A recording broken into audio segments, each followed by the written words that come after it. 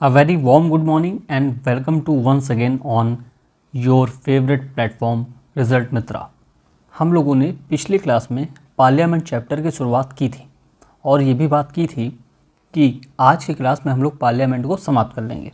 ठीक है, पार्लियामेंट एक बहुत बड़ा चैप्टर है और आपके द मोस्ट इम्पॉर्टेंट चैप्टर है पॉलिटी के लिहाज से। पॉलिटी एज ए सब्जेक्ट में पार्लियामेंट से क्वेश्चन ज़रूर आते हैं। ठीक है, और एक बहुत शानदार बात यह है कि आप लोग इतने शानदार तरीके से पार्टिसिपेट कर रहे हैं। जो लगातार क्विज़ पूछी जा रही है इस क्लास में, आप लोग लगातार कमेंट बॉक्स में आंसर दे रहे हैं, जो आपके लिए बहुत अच्छी बात है। दूसरी बात, कमेंट में मैं देख रहा हूँ कि एक दूसरे को देख के लोग किस तरीके से कंपटीशन कर रहे हैं कि यार उसने आंसर दिया तो मैं भी आंसर करूँ।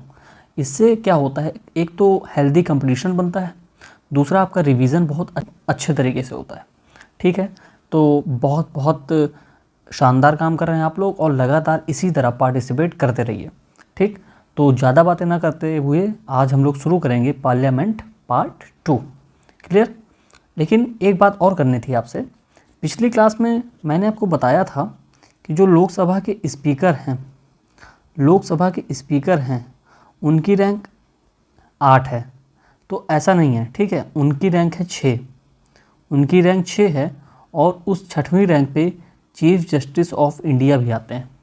ठीक है, तो याद रखिएगा, इनकी रैंक 8 नहीं है, इनकी रैंक है 6 और इस 6वीं रैंक पे चीफ जस्टिस ऑफ इंडिया आते हैं, अर्थात भारत के मुख्य न्यायाधीश। तो अब हम लोग शुरू करते हैं पार्लियामेंट पार्ट 2। तो देखिए, पार्लियामेंट मैंने आपको पिछली क्लास में बताया था कि केंद्र सरकार की तरफ से एक कानून बनाने का निकाय है। यहाँ कानून बनते हैं। ठीक है, कानून कब बनेंगे? जब संसद के दोनों सदन अर्थात लोकसभा और राज्यसभा सत्र में होंगे। तो सत्र होने चाहिए। ठीक है, सत्र होंगे तभी कानून पास होंगे, तभी जो हमारी कंट्री की गवर्नेंस है वो सही तरीके से हो सकेगी। तो हमारे कॉन्स्टिट्यूशन में इस बात को स्पेसिफाइड किया गया है कि देखो भाई, दो सदनों के बीच में 6 महीने से ज़्यादा अंतराल नहीं होना चाहिए। ठीक है, 2 सदनों के बीच में 6 महीने से ज़्यादा अंतराल नहीं होना चाहिए। तो मान लीजिए, देखिए, एक होता है सत्र और एक होता है मीटिंग। ठीक है, देखिए, सत्र वो पूरा कम से कम 1, 2, 3 महीने का होता है और उस दरमियान उस सत्र के भीतर जितनी सिटिंग्स लगती हैं, ठीक है, जितनी सिटिंग्स लगती हैं, जितनी मीटिंग होती है उसको बैठक कह देते हैं। तो सत्र और मीटिंग या बैठक में अंतर ये होता है कि सत्र, मान लीजिए मानसून सत्र है, ठीक है, मानसून सत्र चल रहा है, उसके भीतर जितनी बैठकें हो रही हैं, तो ये अंतर हो जाता है सत्र और बैठक का। ठीक है, तो आप इससे कंफ्यूज नहीं होंगे कि सत्र और मीटिंग में अंतर क्या होता है। तो डिस्कस कर रहे थे कि 2 सत्रों के बीच में मैक्सिमम गैप 6 महीने से ज़्यादा नहीं हो सकता है। मतलब आपको साल में करीब कम से कम 2 बार हमारे जो संसद का सत्र है वो बुलाना पड़ेगा। और ये बुलाता कौन है? इसको बोलते हैं समन करना। ठीक है, समनिंग करना, आमंत्रण करना। ये करता कौन है? राष्ट्रपति। ठीक है, आर्टिकल 85 में ये बात लिखी हुई है। और तीसरी बात यही है कि 2 सत्रों के मध्य मैक्सिमम गैप 6 महीने का होता है। तो मतलब 2 सत्र आपको चाहिए ही चाहिए। लेकिन हमारी पार्लियामेंट में 3 तरीके के सत्र बुलाए जाते हैं। 3 तरीके के सत्र। पहला बजट सत्र, दूसरा मानसून सत्र और तीसरा शीतकालीन सत्र, जिसे इंग्लिश में कहते हैं budget session, monsoon session and winter session. अब देखिए, बजट सेशन आपका फरवरी टू मई चलता है। ठीक है, मानसून सेशन जुलाई टू सितंबर चलता है, यूजुअली है, ये एकदम एग्जैक्ट नहीं है। और विंटर सेशन नवंबर से दिसंबर चलता है। ठीक है, तो आपको ये बात बिल्कुल ध्यान में रखनी है। और समन कौन करता है? राष्ट्रपति। ये क्वेश्चन कई बार बना हुआ है, लोग समन करने पे स्पीकर या राज्यसभा के चेयरमैन को टिक कर देते हैं, तो आपको ये ध्यान रखना है। ठीक, अब मान लीजिए प्रोसीडिंग चल रही है, सत्र चल रहा है और उस सदन में कुछ बदतमीजियाँ शुरू हो गई। ठीक है, एक दूसरे को कुर्सी मारी गई, कागज़ का रॉकेट बना के एक दूसरे के ऊपर फेंका गया, आँख मारा गया, मिर्ची डाली गई। ठीक है, तो जब स्पीकर का काम क्या है कि डेकोरम मेंटेन करना, लेकिन जब डेकोरम मेंटेन नहीं हो पा रहा है, व्यवस्था सही से बन नहीं पा रही है, तो स्पीकर ये सोचते हैं यार मामला गरमा गया है, थोड़ी देर के लिए स्थगित कर दो।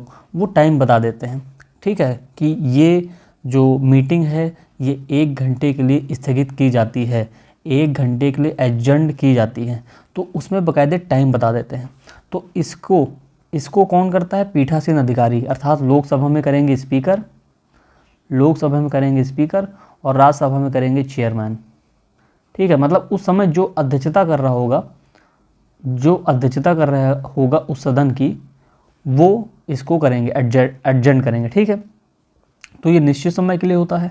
लेकिन मान लीजिए ऐसा कुछ हो गया जिससे उस पीठासीन अधिकारी, मतलब जो अध्यक्ष है उस सदन का, उस समय वो सोचा यार थोड़ा इसको लंबा कर दो, और कितने टाइम ये स्थगित हो सकता है मुझे नहीं पता, ठीक है। मतलब वो जो टाइम है उसने कोई डिफ़ाइन नहीं किया है कि यार ये 1 घंटे के लिए होगा स्थगित, कि 2 घंटे के लिए होगा, कि 3 घंटे के लिए होगा, नहीं, उसने कुछ डिसाइड नहीं किया, ठीक है। तो इसे बोलते हैं अनडिफाइंड या अनडिफिनिट टाइम के लिए, अनडिफिनिट टाइम के लिए जिसे बोलते हैं अनंत काल तक। उसने कोई आपको टाइमलाइन नहीं बताई है कि इतने समय के लिए ये सत्र स्थगित किया जाता है, ये मीटिंग स्थगित की जाती है। तो अनिश्चित समय के लिए जब आपकी मीटिंग स्थगित की जाती है, एडजर्न की जाती है, तो इसे बोला जाता है एडजर्नमेंट साइन डाई, अर्थात अनिश्चितकालीन स्थगन, ठीक है। इसकी हिंदी होती है अनिश्चितकालीन स्थगन, एडजर्नमेंट साइन डाई। तो आपको एडजर्नमेंट और एडजर्नमेंट साइन डाई में अंतर ये रखना है कि एडजर्नमेंट होता है निश्चित समय के लिए, लेकिन एडजर्नमेंट साइन डाई होता है अनिश्चित समय के लिए। तो ये फ़र्क आपको पता होना चाहिए। तीसरा होता है प्रोरोगेशन, अर्थात जब हमारा सत्र खत्म होने वाला होता है तो इसकी बात की जाती है। देखिए हिंदी देखिए ना, सत्र अवसान, मतलब सत्र का अवसान, सत्र खत्म होने वाला है, ठीक है। तो इसको राष्ट्रपति करता है सत्र की समाप्ति पर, ठीक है। तो आपको याद रखना है समन और प्रोरोगेशन, समन और प्रोरोगेशन, ठीक है। हिंदी लिख दिए, समन और प्रोरोगेशन ये करता है आपका भारत का राष्ट्रपति। कौन करता है? भारत का राष्ट्रपति, ठीक है। बाकी एडजर्नमेंट साइन डाई ये कौन करता है? पीठासीन अधिकारी, अर्थात लोकसभा में स्पीकर और राज्यसभा में चेयरमैन। तो ये बातें आपको बिल्कुल क्लियर होनी चाहिए। मैंने आपको पिछली क्लास में बताया था कि लोकसभा और राज्यसभा में एक डिफरेंस है कि लोकसभा आपका परमानेंट बॉडी नहीं है, राज्यसभा आपका परमानेंट बॉडी है। और उसे परमानेंट क्यों रखा गया है इसका कारण मैंने आपको पिछली क्लास में बताया था, ठीक। तो लोकसभा परमानेंट बॉडी नहीं है, वो कभी भी भंग हो सकती है, डिज़ोल्व हो सकती है, ठीक है, डिज़ोल्व हो सकती है। तो जब भंग हो जाएगी या डिज़ोल्व हो जाएगी तो जो उसमें बिल पास करने की जो प्रक्रिया चल रही थी उसमें कुछ बिल लैप्स हो सकते हैं, ठीक है। तो अब उन्हीं की कंडीशन दी गई है कि लैप्सिंग ऑफ बिल्स किन किन कंडीशन में होगी, तो बिल्कुल ध्यान से सुनिएगा। मान लीजिए कोई बिल है, ठीक है, चाहे वो लोकसभा में लाया गया हो या राज्यसभा में लाया गया हो, ठीक। मैंने आपको बताया था बिल पास होने की कंडीशन क्या होती है कि एक सदन में इंट्रोड्यूस किया जाएगा, दूसरे सदन में जाएगा, राष्ट्रपति अपनी सहमति कर देगा और वो बिल कानून बन जाएगा। तो बिल अगर पेंडिंग है लोकसभा में तो वो लैप्स कर जाएगा। इतनी बातें क्लियर हैं, ठीक। मान लीजिए लोकसभा उसको पास कर देती है और वो राज्यसभा में पेंडिंग है, तब भी वो लैप्स कर जाएगा, ठीक है। ज्वाइंट सिटिंग में बिल लैप्स नहीं होगा, ज्वाइंट सिटिंग में बिल लैप्स नहीं होगा। ज्वाइंट सिटिंग का आर्टिकल बताइए कमेंट बॉक्स में। ज्वाइंट सिटिंग में बिल लैप्स नहीं होगा, ये बहुत इंपॉर्टेंट फैक्ट है, ठीक है। सीडीएस में बहुत बार पूछा गया और बच्चे बहुत बार फंसे हैं इसमें, ठीक है। उसके बाद मान लीजिए कोई बिल राज्यसभा में पेंडिंग है और वो लोकसभा में पास नहीं हुआ है, तो वो लैप्स नहीं होगा, ठीक है। दूसरा, मान लीजिए दोनों सदनों ने, लोकसभा ने पास कर दिया और राज्यसभा ने पास कर दिया, और राष्ट्रपति की मंजूरी अगर मिल गई तो लैप्स नहीं होगा, ठीक है, लैप्स नहीं होगा।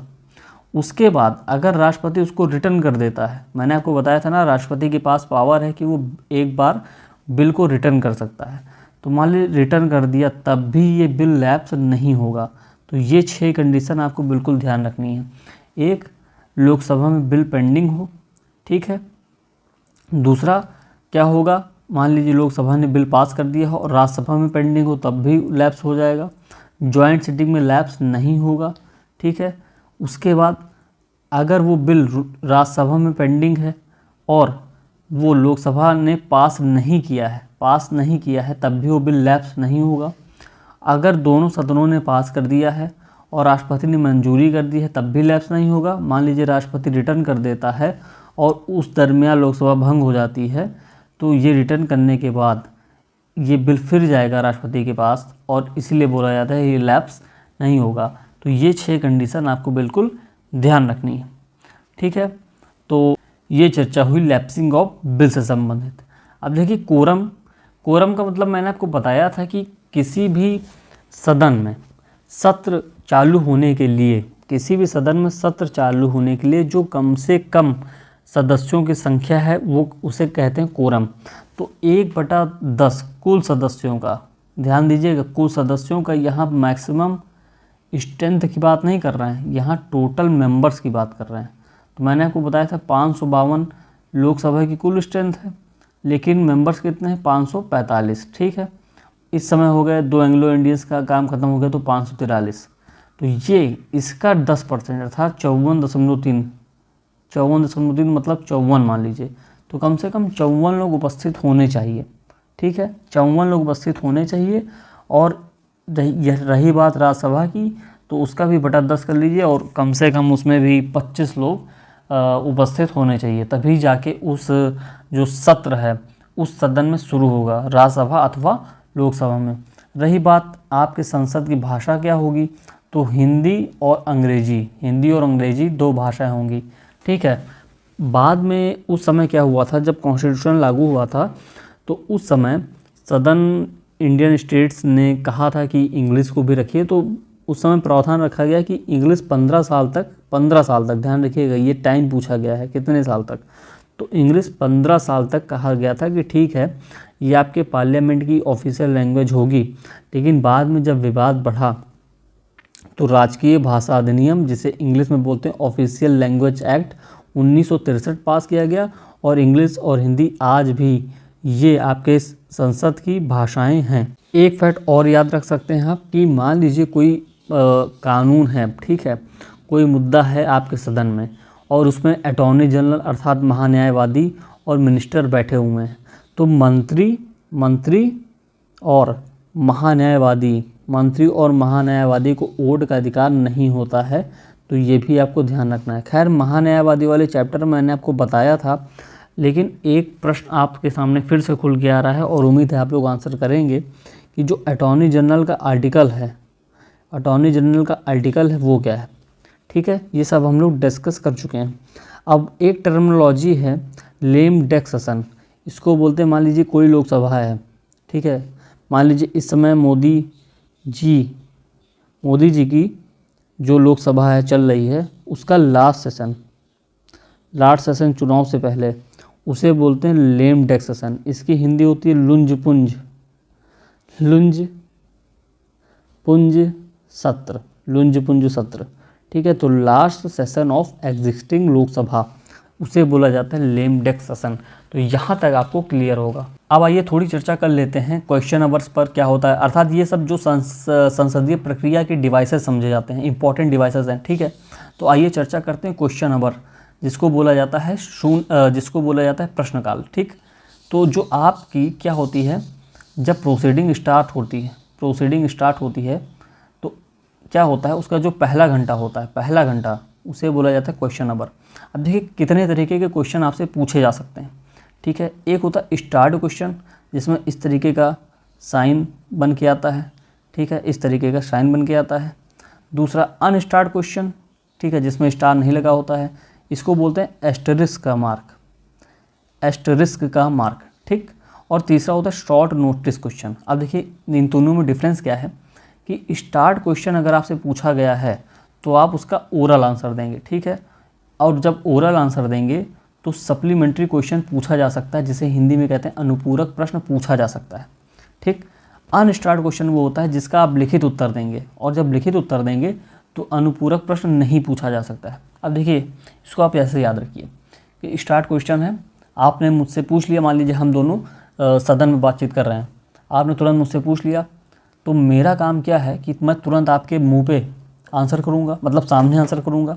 उसके बाद आपको मान लीजिए मेरे जो उत्तर है उससे आप संतुष्ट नहीं हैं, तो आप तुरंत पूछ लेंगे कि ऐसा क्यों है, ठीक है, मतलब एक सप्लीमेंट्री क्वेश्चन कर देंगे, ठीक। लेकिन अगर मैं आपको लिखित रूप में मैं आंसर कर दूंगा तो आप पढ़ने बैठ जाएंगे कुछ देर, ठीक है, तब तक मामला आगे बढ़ जाएगा, समय आगे बढ़ जाएगा, तो आपको अनुपूरक प्रश्न पूछने का टाइम ही नहीं मिलेगा। तो आप इसको इस तरीके कहानी बना के याद कर सकते हैं, ठीक है। शॉर्ट नोटिस क्वेश्चन, इसको भी आप ओरल आंसर इसका होता है। और ये शॉर्ट नोटिस का देखिए नोटिस देनी पड़ती है आपको ये क्वेश्चन पूछने के लिए, और कम से कम 10 दिन पहले आप नोटिस दे दें, ठीक है, 10 दिन पहले आप नोटिस दे दें, ये इंपॉर्टेंट है। अब देखिए इनका कुछ अगर मान लीजिए कलर वलर पूछ लिया जाए कि इनका कलर क्या होता है, तो जो स्टार्ट क्वेश्चन का जो कलर होता है, ठीक है, वो ग्रीन होता है। इसका क्या कलर होता है, इसका कलर होता है ग्रीन, मतलब हरा, ठीक है। और अनस्टार्ट क्वेश्चन का होता है वाइट, मतलब सफ़ेद, ठीक है।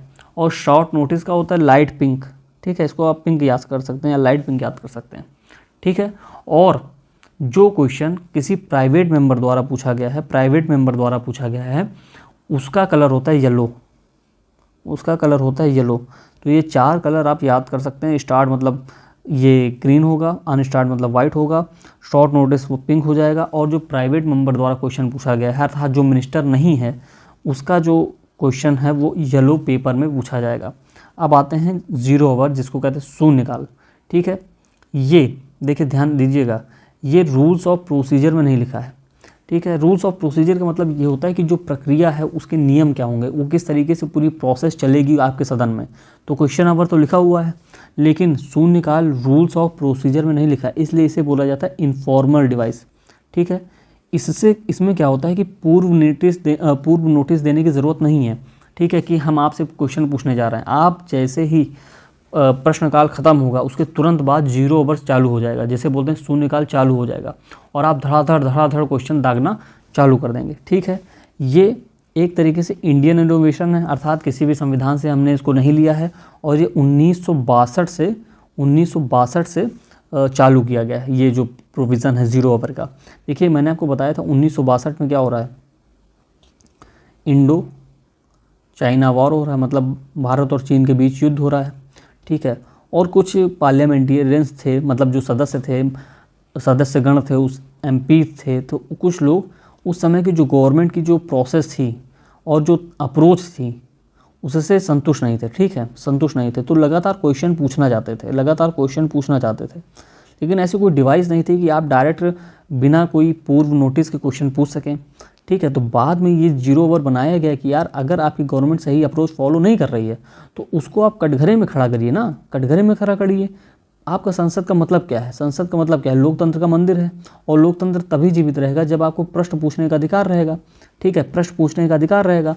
इसलिए ये जो 0 ओवर है इसका प्रोविज़न किया गया, ठीक। इतनी बातें क्लियर हुई। अब आइए थोड़ा प्रस्ताव देख लेते हैं कि हमारे संसद में कितने तरीके के प्रस्ताव प्रस्तुत किए जा सकते हैं। एक होता है क्लोजर मोशन, ठीक है, क्लोजर मोशन। अब ध्यान दीजिएगा, इसको आप इंग्लिश में याद करिए। क्लोज मतलब क्या होता है, बंद करना। मान लीजिए कोई ऐसा मुद्दा है जिसकी चर्चा चली जा रही, और आप बैठे बैठे हो गए बोर और चाहते हैं यार इसका जो डिबेट और डिस्कशन है ना ये थोड़ा स्टॉप हो जाए, ठीक है, स्टॉप हो जाए, अर्थात जो बहस है उसको कट शॉर्ट करना, कम करना या ख़त्म कर देना, ठीक है। इसके भीतर 2 तरीके के मोशन आते हैं, 2 तरीके के प्रस्ताव आते हैं, एक कंगारू प्रस्ताव और एक गुलेटिन प्रस्ताव। कंगारू प्रस्ताव और गुलेटिन प्रस्ताव। तो कंगारू देखिए, कंगारू के अगर आप चाल देखेंगे ना तो वो उचक उचक कर कूद कर चलता है, ठीक है, इंपॉर्टेंट कदम चलता है, फूंक कर कदम रखता है। तो आप ऐसे याद रखिएगा कि कंगारू जो प्रस्ताव है वो सिर्फ महत्वपूर्ण क्लॉसेस पर बहस और वोट होगा। मान लीजिए कोई कानून बनाया गया, उसके भीतर कोई क्लॉज लिख दी गई, तो उस कानून की सभी क्लॉसेस का डिस्कशन नहीं होगा। जो बहुत इंपॉर्टेंट क्लॉजेस हैं जिन पे ध्यान दिए जाने की ज़रूरत है उस पर डिस्कशन होगा, ठीक है, उस पर बहस होगा और उस पर वोट होगा। अब बुलेटिन आप जानते हैं एक मशीन थी, उसका आविष्कार किया गया था, ये डायरेक्ट व्यक्तियों का गला काट देती थी, ठीक है, कोई गलत काम करने पे व्यक्तियों का गला काट देती थी, ये सज़ा होती थी एक, ठीक।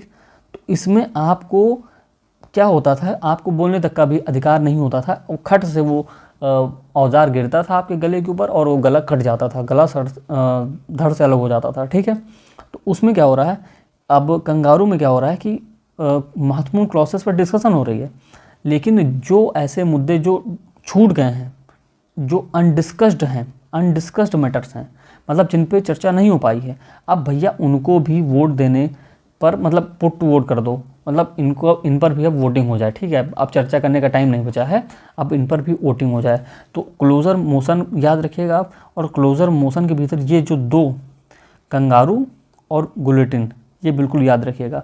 गुलेटिन में अनडिस्कस्ड मैटर्स वो पुट मतलब वोट करने के लिए रख दिए गए हैं, और कंगारू में महत्वपूर्ण क्लॉसेस पर पहले डिस्कशन होगा, उसके बाद उन पर वोटिंग होगी। ठीक है, और गुलेटिन में जो मैटर्स छूट गए हैं उन पर वोटिंग होगी। ये बात बिल्कुल ध्यान रखनी है। और नंबर 2 है कॉलिंग अटेंशन मोशन। ठीक है, आप शब्द पकड़िए बस। अटेंशन मतलब क्या होता है, ध्यान देना। ठीक है, कॉल मतलब क्या होता है, बुलाना, अर्थात किसी का आप ध्यान मांग रहे हो। ठीक है, किसी का ध्यान आप चाह रहे हो, किसी का ध्यान बुला रहे हो, इसे बोला जाता है कॉलिंग अटेंशन मोशन। मतलब ये एक ऐसा प्रस्ताव है जिस पे आप चाहते हैं कि इस मुद्दे पर ध्यान दिए जाने की ज़रूरत है। ठीक है, इस मुद्दे पर ध्यान दिए जाने की ज़रूरत है कि भाई कोई मिनिस्टर इस पर बात करे। मान लीजिए आपके देश में ऐसा कोई मुद्दा है जिस पे अभी चर्चा नहीं हो पा रही है, और आप मंत्री से डायरेक्ट आंसर जानना चाहते हैं, मिनिस्टर से जरा डायरेक्ट आंसर जानना चाहते हैं कि मिनिस्टर इस पर कुछ चर्चा करें, इस पर बात करें। ठीक है, इस पे क्या होता है, फिर कॉलिंग अटेंशन मोशन पास किया जाता है।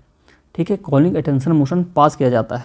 तो ये 1954 से कॉलिंग अटेंशन मोशन है, और ये रूल्स ऑफ प्रोसीजर में लिखा हुआ है।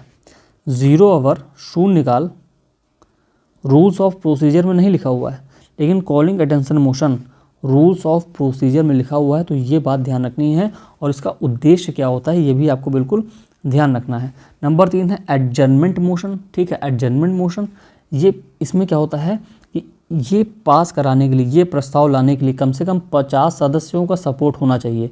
उस सदन में 50 सदस्यों का सपोर्ट होना चाहिए। और एक बहुत इंपॉर्टेंट बात आपके सामने आ रही है कि राज्यसभा में ये सुविधा नहीं है, ये मोशन पास नहीं किया जाता है। ठीक है, राज्यसभा में ये मोशन पास नहीं किया जाता है, और ये बहुत इम्पॉर्टेंट और डिफिनिट मैटर पर, मतलब उसको डिफाइन कर दिया गया है कि भैया अब आतंकवाद पर चर्चा होगी। ठीक है, और एक अर्जेंट पब्लिक इम्पॉर्टेंट मैटर पर, मतलब आतंकवाद एक इम्पॉर्टेंट मैटर है ही है भारत के लिए, कि आतंकवाद ने कितने जख्म दिए भारत को। तो एक तो डिफाइन कर दिया गया है कि कौन से मैटर पे, कौन से टॉपिक पे चर्चा होने जा रही है, और वो भारत के लिए इम्पॉर्टेंट है, अर्जेंट पब्लिक इम्पॉर्टेंट रखता है कि नहीं रखता है। ठीक है, तो उस पर बात होगी। इसमें 50 सदस्यों का सपोर्ट चाहिए, राज्यसभा में ये नहीं होगा, और इस पर कम से कम चर्चा 2.5 घंटे की होनी चाहिए। अब आता है आपका सबसे प्यारा नो कॉन्फिडेंस मोशन, जिसे बोलते हैं अविश्वास प्रस्ताव। इसको भी 50 सदस्यों का सपोर्ट चाहिए, और अगर ये पास हो जाता है तो सरकार गिर जाएगी। अब देखिए क्या है, आर्टिकल 75 मैंने आपको बताया था, स्पेसिफिकली आर्टिकल 75(3). ठीक है, विशेष तौर पे मैंने आपको बताया था कि जो आपकी काउंसिल ऑफ मिनिस्टर है, ये पर्टिकुलरली लोकसभा के प्रति उत्तरदायी होती है। ठीक है, 75(3) में लिखा हुआ है। तो अगर लोकसभा के प्रति उत्तरदायी होने का मतलब ये है कि ये जो काउंसिल ऑफ मिनिस्टर है, ये इंजॉय तभी करते हैं, तब तक इंजॉय कर पाते हैं जब तक इनके पास कॉन्फिडेंस होता है, विश्वास होता है। किसका विश्वास? जनता का विश्वास इनके ऊपर होता है। लेकिन पता चल रहा है यार कि जनता का विश्वास का मतलब क्या है कि जनता वोट देती है तभी आप पे विश्वास करती है। लेकिन पता चल रहा है कि इनके पास वो सीटें नहीं हैं। ठीक है, तो उससे क्या होगा कि ये समझा जाएगा कि यार आपके पास जो जनता का कॉन्फिडेंस होना चाहिए, जो आपके पास मेजॉरिटी होनी चाहिए, वो है ही नहीं। इससे क्या होगा कि सरकार आपकी गिर जाएगी। तो ये बात बिल्कुल ध्यान रखनी है कि नो कॉन्फिडेंस मोशन में सरकार गिर जाती है। ठीक है, नो कॉन्फिडेंस मोशन में सरकार गिर जाती है, और ये सिर्फ लोकसभा में किया जाता है। ठीक है, लोकसभा में प्रस्ताव पारित किया जाता है, ये भी राज्यसभा में पारित नहीं किया जाता है, जैसा कि अभी हमने चर्चा की है एडजर्नमेंट मोशन के बारे में। विश्वास प्रस्ताव मतलब कॉन्फिडेंस मोशन, मैंने आपको बताया था कि ये तब लाया जाता है कि जब क्या हो रहा है कि कोई ऐसी सरकार बनी है जिसकी जो मेजॉरिटी है ना वो कभी भी खतरे में आ सकती है। मतलब जैसे क्या है कि 282 आपको मेजॉरिटी चाहिए लोकसभा का चुनाव जीतने के लिए, ठीक है, तो ये बिल्कुल 282 पर ही है। अगर इसका एक सांसद मैंने खरीद लिया, मतलब इसको दल बदल करवा दिया, तो इसकी जो सरकार है वो गिर जाएगी, ठीक है। तो उसको क्या होगा कि बाद में आपको मेजॉरिटी अपनी प्रूव करनी पड़ेगी कि भाई तुम मेजॉरिटी में हो अथवा नहीं हो।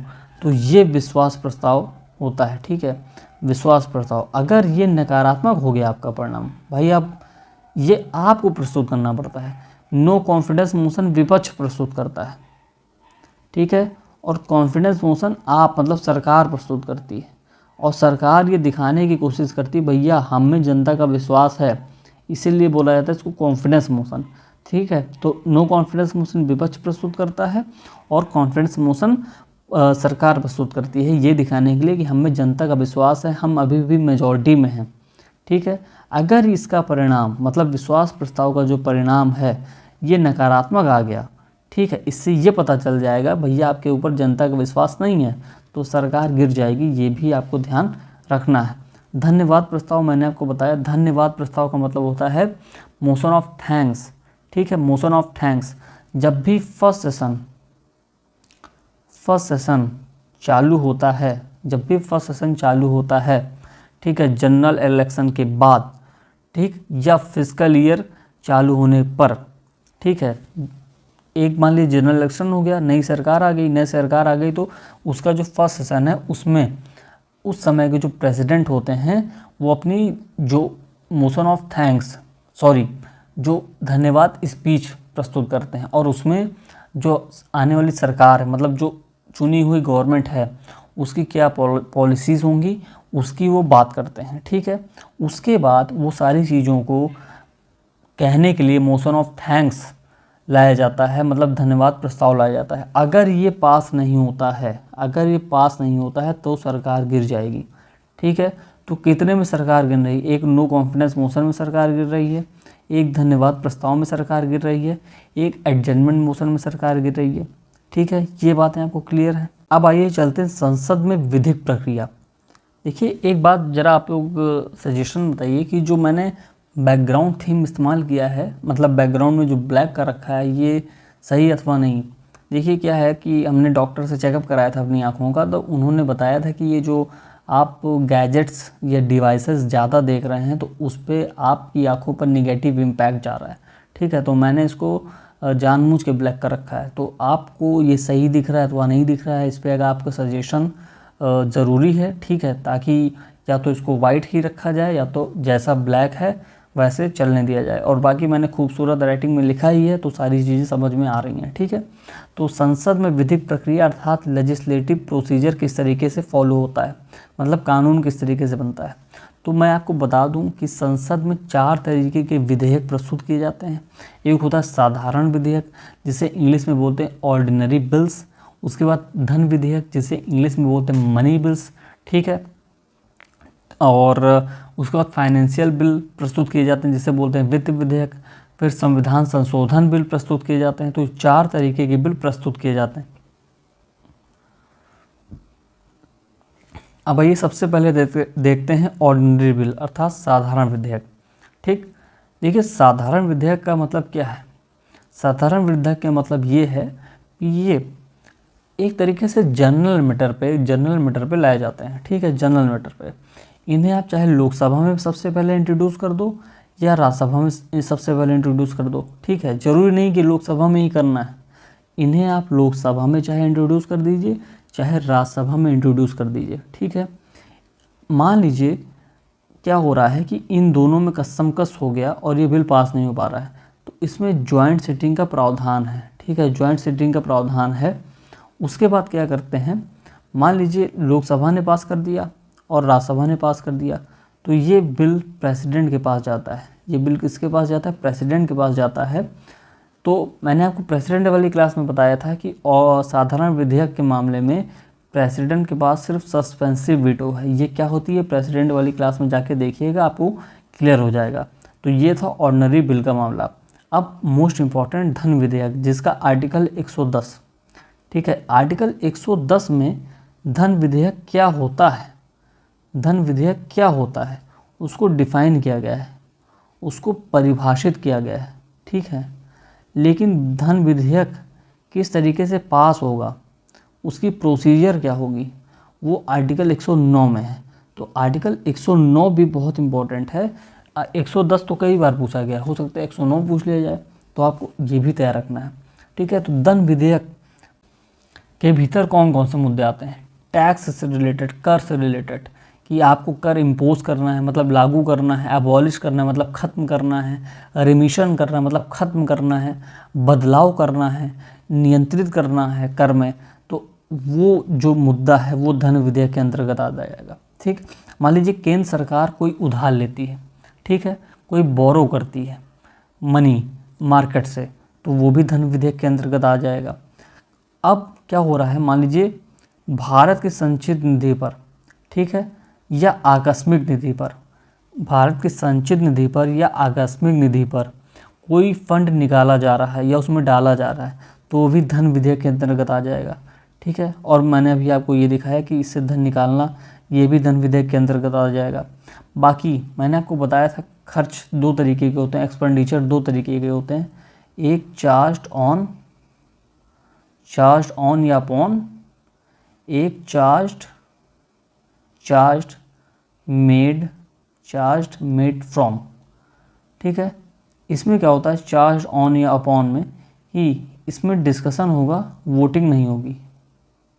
इसमें क्या होगा मेड फ्रॉम में, कि डिस्कशन भी होगा और वोटिंग भी होगी, डिस्कशन भी होगा, वोटिंग भी होगी, ठीक है। इस वोटिंग से कम ज़्यादा किया जा सकता है, लेकिन ये चीज़ें सुरक्षित हैं, इनमें वोटिंग नहीं होगी। तो मान लीजिए आप कोई ऐसा प्रोसीजर लाते हैं जिसमें आप जो चार्ज ऑन एक्सपेंडिचर है जो कंसोलिडेटेड फंड ऑफ इंडिया से किया जा रहा है, अर्थात भारत की संचित निधि पर भारित ऐसे खर्चे अगर आपको बढ़ाने हैं, तो वो भी धन विधेयक के अंतर्गत आ जाएगा।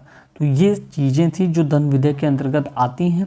अब देखिए कुछ ऐसी चीज़ें जो धन विधेयक के अंतर्गत नहीं आती, जैसे फ़ाइन इम्पोज करना, ये धन विधेयक के अंतर्गत नहीं आता है, ठीक है, ये धन विधेयक के अंतर्गत नहीं आता है। मान लीजिए कोई फ़ीस है, आप वो वसूल हैं लाइसेंस के लिए, ठीक है, लाइसेंस जारी करते हैं तो सरकार उसके लिए फ़ीस वसूलती है, जैसे आप ड्राइविंग लाइसेंस बनवाते हैं तो सरकार फ़ीस वसूलती है ना, तो वो भी धन विधेयक के अंतर्गत नहीं आ रहा है। मान लीजिए कोई ऐसा कर है जो आपकी लोकल अथॉरिटी लगा रही है, जैसे आपकी पंचायत या म्यूनिसिपैलिटी, अर्थात नगर पालिका, ठीक है, तो उसको भी धन विधेयक के अंतर्गत नहीं माना जाएगा, क्योंकि ये तो लोकल अथॉरिटी लगा रही है ना, तो इसको भी धन विधेयक नहीं माना जाएगा। इतनी बातें क्लियर हैं, ठीक है। अब कौन सा विधेयक धन विधेयक है अथवा नहीं, इसका निर्णय अंतिम कौन करता है, लोकसभा का स्पीकर, राज्यसभा का चेयरमैन का इसमें कोई रोल ही नहीं है। तो धन विधेयक के मामले में राज्यसभा फीकी पड़ जाती है, राज्यसभा की जो पावर है वो कम है एज कंपेरिजन टू लोकसभा, ठीक है। धन विधेयक राष्ट्रपति की सिफारिश पर पहले लोकसभा में ही लाया जाता है, मतलब ये राज्यसभा में पहले नहीं लाया जाएगा, सबसे पहले ये लोकसभा में इंट्रोड्यूस किया जाएगा, और ये राष्ट्रपति सिफारिश करेगा सबसे पहले, मतलब राष्ट्रपति रिकमेंड करेगा, राष्ट्रपति पहले रिकमेंड करेगा, उसके बाद धन विधेयक लाया जाएगा, और कहाँ लाया जाएगा, सबसे पहले लोकसभा में लाया जाएगा।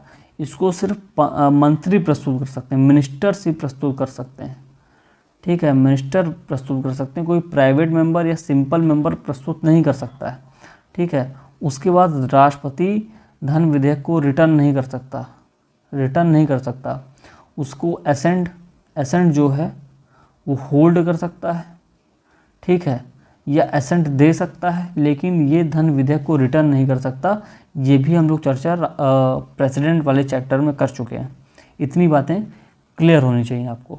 लेकिन नॉर्मली क्या होता है ना, राष्ट्रपति जो अपनी सहमति है, जो अपनी एसेंट है वो दे देता है, इसलिए दे देता है यार इसी की तो प्रायर रिकमेंडेशन से धन विधेयक लाया जा रहा है, तो ये तो वही हुआ ना है, तुमने प्रायर रिकमेंडेशन दी है, आप नोटिंग कर रहे हो कि तुम एसेंट ही नहीं दे रहे हो, ठीक है। अब आते हैं फाइनेंशियल बिल पर।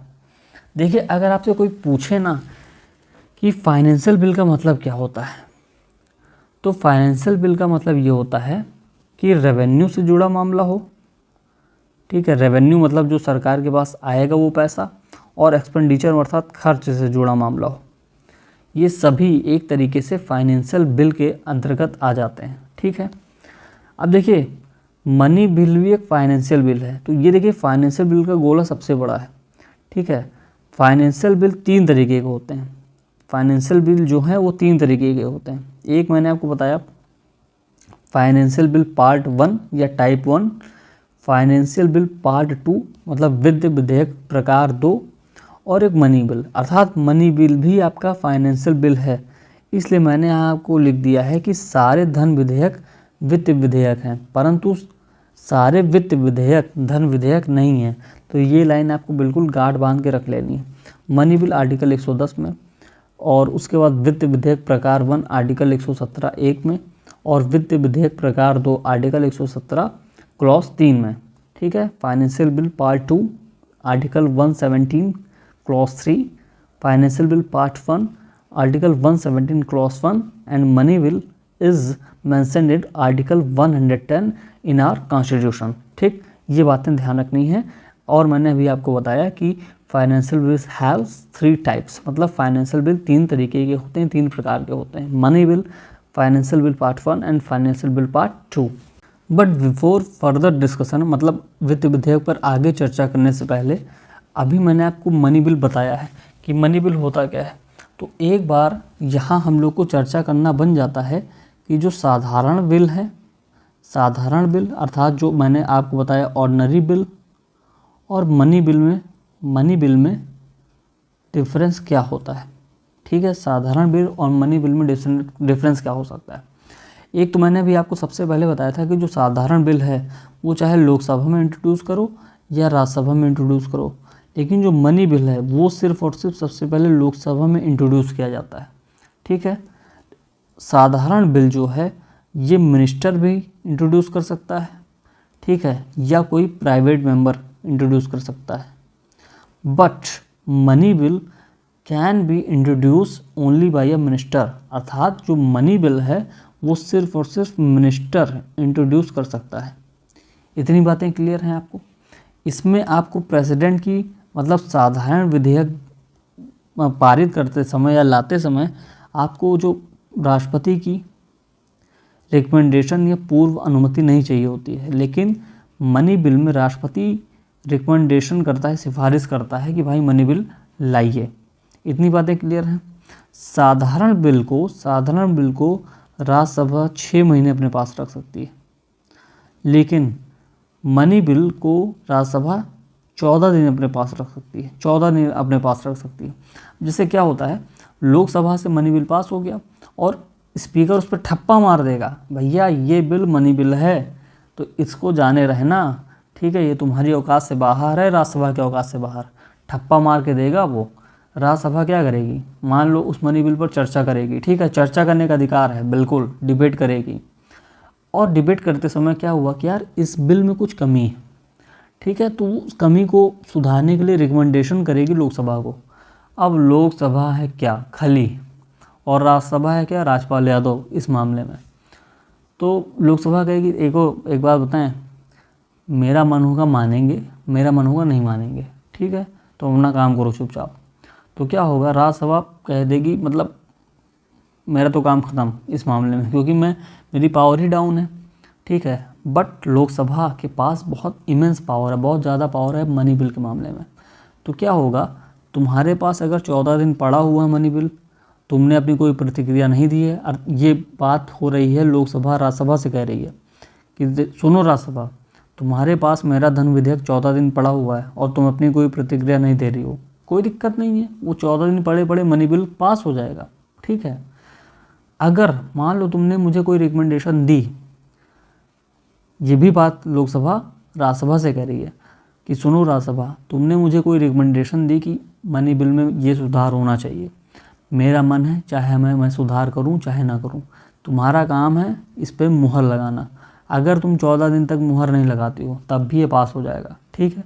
तो मतलब वित्त विधेयक पर, साधारण विधेयक पर तो तुम्हारा राज है, तुम्हारा भी बराबर का अधिकार है, लेकिन धन विधेयक पर सिर्फ अपन का ही अधिकार है। इतनी बातें आपको क्लियर होनी चाहिए इस मामले में, ठीक है। उसके बाद क्या होता है, अगर साधारण विधेयक पास नहीं होता है, ठीक है, साधारण विधेयक अगर पास नहीं होता है, डिफीट हो जाता है, तो अगर उस साधारण विधेयक को, ध्यान दीजिएगा, उस साधारण विधेयक को अगर मंत्री पेश कर रहा है, उस साधारण विधेयक को अगर मंत्री पेश कर रहा है, तब भी सरकार गिर जाएगी। और अगर धन विधेयक डिफीट हो जाता है, धन विधेयक डिफीट हो जाता है, तब भी सरकार गिर जाएगी। देखिए मैंने आपको बताया ना, धन विधेयक प्रस्तुत कौन कर रहा है, मिनिस्टर। तो ऑब्वियसली ये बात है कि साधारण विधेयक पे अगर मंत्री साधारण विधेयक ला रहा है, साधारण विधेयक मंत्री ला रहा है, तब भी सरकार गिर जाएगी। और धन विधेयक को तो पहले ही से ही मंत्री इंट्रोड्यूस कर रहा है, तब भी सरकार गिरनी तय है। तो ये बातें आपको बिल्कुल साधारण विधेयक और मनी बिल में अंतर क्लियर होना चाहिए। तो अब चर्चा करते हैं फाइनेंशियल बिल पार्ट 1 पे, अर्थात वित्त विधेयक भाग 1। तो वित्त विधेयक भाग 1 डिफाइन किया गया है कि इसमें वो मुद्दे आएंगे जो आर्टिकल 110 में शामिल होंगे, अर्थात धन विधेयक का मुद्दा आ जाएगा, ठीक है। लेकिन कुछ जनरल लेजिस्लेशन, मतलब सामान्य कानूनी मुद्दे भी आ जाएंगे, ठीक है। तो धन विधेयक में क्या होता है, सिर्फ धन विधेयक का मुद्दा होता है, और वो धन विधेयक क्या होता है उसमें डिफाइन किया गया है, 5-6 क्राइटेरिया मैंने आपको बताया। लेकिन जो फाइनेंशियल बिल पार्ट 1 है, इसमें धन विधेयक का मामला भी आ सकता है और जनरल लेजिस्लेशन का भी मामला आ सकता है।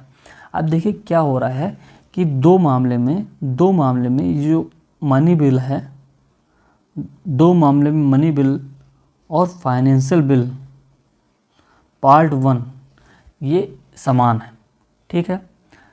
अब मनी बिल को सिर्फ और सिर्फ लोकसभा में इंट्रोड्यूस किया जा सकता है, फाइनेंशियल बिल को भी सिर्फ और सिर्फ लोकसभा में इंट्रोड्यूस किया जा सकता है। तो इस मामले में ये दोनों समान हैं, ठीक है। इतनी बातें क्लियर हुई आपको। दोनों प्रेसिडेंट की प्रायर रिकमेंडेशन पर लाए जाते हैं लोकसभा में, ठीक है। तो ये बात याद रखनी है। बाकी सारा मामला साधारण विधेयक की तरह है, अर्थात इसमें भी राज्यसभा को पावर होती है बराबर, ठीक है। जॉइंट सिटिंग का प्रावधान है, मतलब संयुक्त बैठक का प्रावधान है। तो कुल मिला के बाकी सब वही साधारण विधेयक का मामला है, लेकिन इन दो मामले में मनी बिल के बराबर है कि ये सिर्फ और सिर्फ लोकसभा में इंट्रोड्यूस किए जा सकते हैं, फाइनेंशियल बिल पार्ट 1। और क्या मामला था, ये मामला था कि प्रेसिडेंट की प्रायर रिकमेंडेशन दोनों में होनी चाहिए, मनी बिल में भी और फाइनेंशियल बिल पार्ट 1 में। इतनी बातें आपको क्लियर होनी चाहिए। अब बात करते हैं फाइनेंशियल बिल पार्ट 2 पर। फाइनेंशियल बिल पार्ट 2 पर जिसकी चर्चा की गई है आर्टिकल 117 क्लॉज 3, ठीक है। इसमें क्या हो रहा है कि फाइनेंशियल बिल पार्ट 2 में कोई ऐसा खर्च है जो आपके consolidated fund of India, Bharat के संचित निधि से निकाला जा रहा है, ठीक है। लेकिन इसमें ध्यान रखिएगा कि 110 से जुड़े कोई मैटर भी नहीं आते हैं, 110 से जुड़ा कोई भी मैटर नहीं आएगा, ठीक है। 110 से जुड़ा कोई भी मैटर नहीं आएगा। इतनी बातें आपको बिल्कुल ध्यान रखनी है। बाकी ये भी साधारण विधेयक की तरह ट्रीट किया जाता है। 117 पार्ट 3 ये भी साधारण विधेयक की तरह ट्रीट किया जाता है। इसका एक स्पेशल फीचर है, ठीक है। इसका एक स्पेशल फीचर ये है कि जब तक जो प्रेसिडेंट है अगर वो रिकमेंड नहीं करता है, ठीक है, कि भाई ये बिल को कंसीडर करो, इस बिल को लाओ, तब तक ये पास नहीं माना जाएगा, क्लियर? इतनी बात क्लियर हुई आपको? तो फाइनेंशियल बिल क्या होता है? फाइनेंशियल बिल पार्ट 2 किसी भी हाउस में इंट्रोड्यूस किया जा सकता है और इसमें जो राष्ट्रपति की जो रिकमेंडेशन है वो नहीं चाहिए। फाइनेंशियल बिल पार्ट 1 मैंने आपको बताया और मनी बिल मैंने आपको बताया, धन विधेयक, इसमें प्रेसिडेंट की रिकमेंडेशन चाहिए होती है। लेकिन फाइनेंशियल बिल पार्ट 2 में प्रेसिडेंट की जो रिकमेंडेशन है वो नहीं चाहिए होती है। ये बातें आपको बिल्कुल ध्यान रखनी है आपको, ठीक है। तो लॉन्ग स्टोरी शॉर्ट ये है कि इंट्रोडक्शन स्टेज पे आपको प्रेसिडेंट की जो रिकमेंडेशन है वो नहीं चाहिए होती, बाकी कंसीडर करो, मतलब यार जरा देख लो, अभी इंट्रोड्यूस ना करो, जरा देख लो, कंसीडर कर लो, तो इसमें प्रेसिडेंट सिफारिश करेगा, ठीक है, रिकमेंडेशन करेगा संसद को, ख़ास तौर से लोकसभा को, कि जरा देख लो इसको, ठीक। ये आपको क्लियर होगी बात। आप थोड़ा आ जाते हैं जॉइंट सिटिंग पर। जॉइंट सिटिंग हम लोग कई बार चर्चा कर चुके हैं। जॉइंट सिटिंग अर्थात इसकी हिंदी होती है संयुक्त बैठक। क्या हिंदी होती है? संयुक्त बैठक। इसका आर्टिकल 108 होता है, ठीक है, आर्टिकल 108 होता है। मैंने आपको ये बताया था कि जॉइंट सिटिंग साधारण विधेयक में रखी जा सकती है, लेकिन धन विधेयक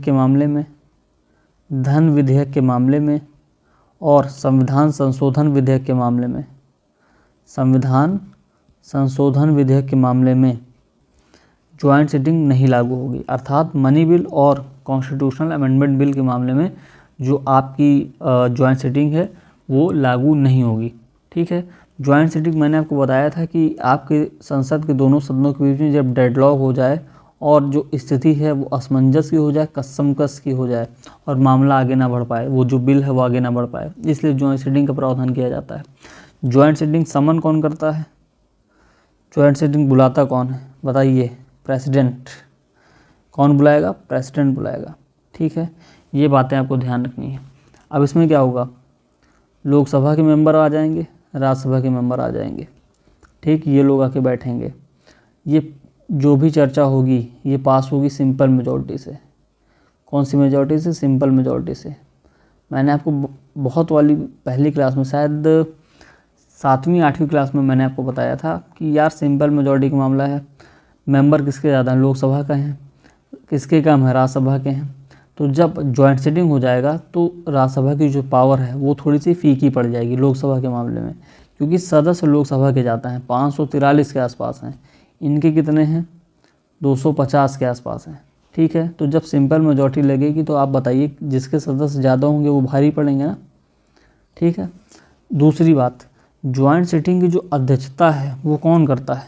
आपका लोकसभा का स्पीकर करता है। मान लीजिए स्पीकर नहीं है तो कौन करेगा? डिप्टी स्पीकर करेगा लोकसभा का, ठीक है। मान लीजिए ये ना स्पीकर है ना डिप्टी स्पीकर है, तो राज्यसभा का, अब बहुत इंपॉर्टेंट पॉइंट है, राज्यसभा का डिप्टी चेयरमैन करता है। चेयरमैन नहीं करता है। चेयरमैन कौन होता है? Vice president.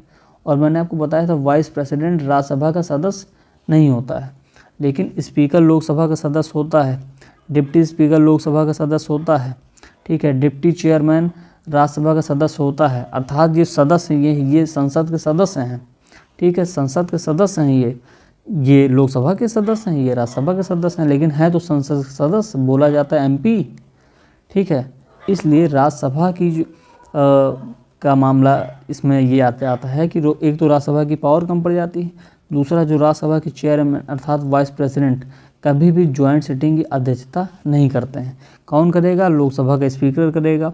अगर लोकसभा के स्पीकर नहीं करते हैं तो डिप्टी स्पीकर करेंगे, और अगर डिप्टी स्पीकर नहीं करते हैं तो कौन करेगा बताइए?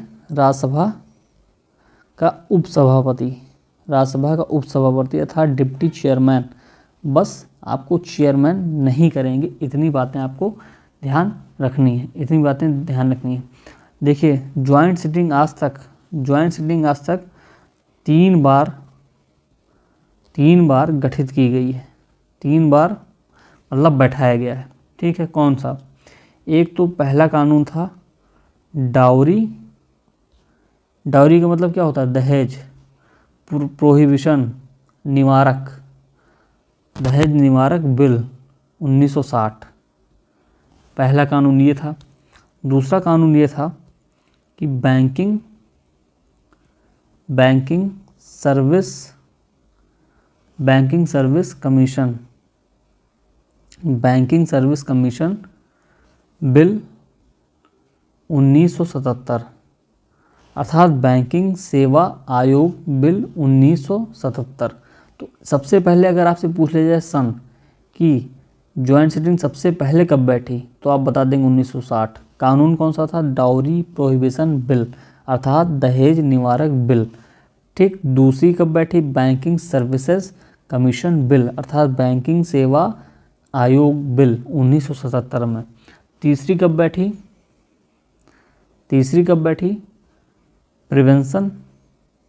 Prevention of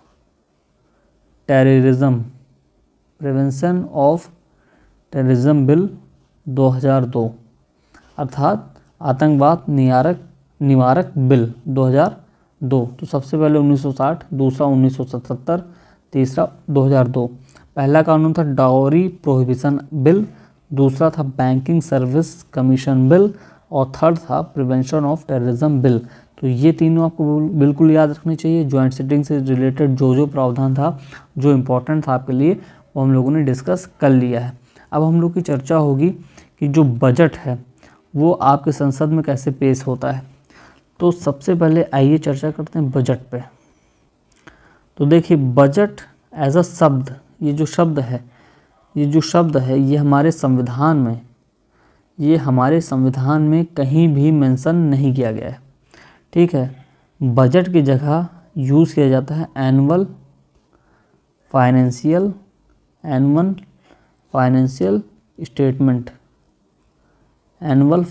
statement. खैर आप लोग इकोनॉमी में पढ़े होंगे सुनील सर से, लेकिन थोड़ी डिस्कशन कर लेते हैं। तो जो एनुअल फाइनेंशियल स्टेटमेंट है ये आर्टिकल 112 में है, ये बातें ध्यान रखनी है।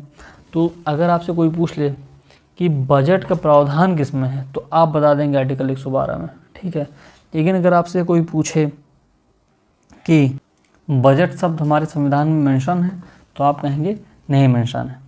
अब देखिए, बजट क्या था कि जो रेलवे बजट है और जो आपका जनरल बजट है, मतलब सामान्य बजट, और रेलवे बजट स्पेसिफिक तौर पे रेलवे के लिए है और सामान्य बजट ये 2017